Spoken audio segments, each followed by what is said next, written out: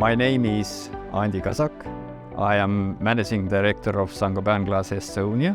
I have been working for Saint-Gobain actually more than 30 years now, and also these 30 years I have been working here in Elva. Being part of the local community is one of the key values, I think, for us, and we have been contributing to the local different cultural events, sport events, etc. And we have been demonstrating our care and commitment to the local community throughout those years.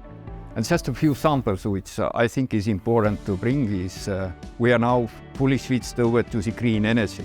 That's to say 100% of our products are produced by using green energy.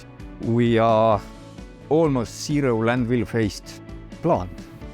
Okay, there is small 1% to go to reach 100% of recycling.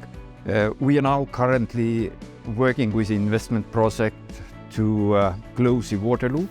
That's to say, to start using recycling water in our production, and therefore to save the energy and save also the water. So we will certainly continue to follow our roadmap in order to reach one day carbon neutrality.